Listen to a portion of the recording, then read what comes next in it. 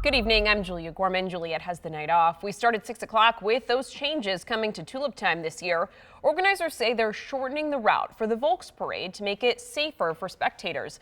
This follows the New Year's Day attack down in New Orleans. 13 on your side's Josh Albertus talked with festival organizers and police to learn more about those changes. In just a few short months, as the weather warms and the tulips bloom, the city of Holland will come to life, welcoming back its annual Tulip Time Festival.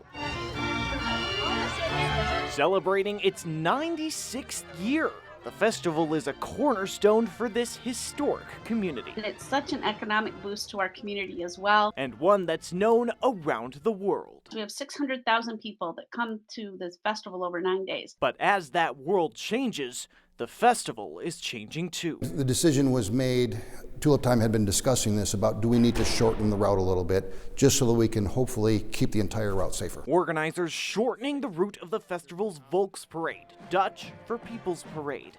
The decision came into focus as the festival's operations team began meeting in January, just as the nation was reeling from an attack on New Year's celebrations in New Orleans, when authorities said the attacker drove a truck down a crowded street and killed 14 people. Every time we have an incident somewhere in the country happen, we need to take a look and evaluate what we do and how we operate, and are there measures that we need to put in place to try to mitigate and try to prevent that from happening here. The parade will begin at the same place, at the corner of Columbia and 8th Street. But instead of ending at Holland High School at 24th and Van Rolte, it will end earlier on the route at 11th and Van Rolte. It's hard to make that decision because all the folks that live between 11th Street and 24th Street, they're out there grilling and all their friends and family are hanging out.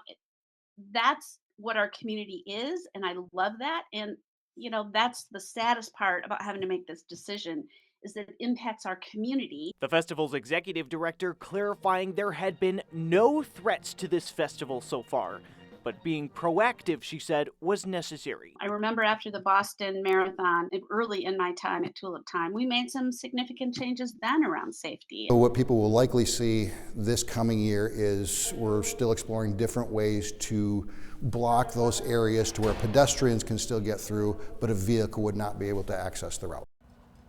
And Josh joins us now in our newsroom. Josh, what are organizers saying to folks who maybe are thinking about what happened in New Orleans and maybe unsure of a large event like this one? Yeah, the director, Julia, said they've always spent time on safety. There have been a lot of safety measures already in place before this that will be staying in place. But we want to reiterate, we were told there had been no threats to this 2025 festival. So while they are acting on safety as they've done for years, there is no known threat that would deter people from coming to the festival still and having a good time. Some good details there, Josh. Thanks so much.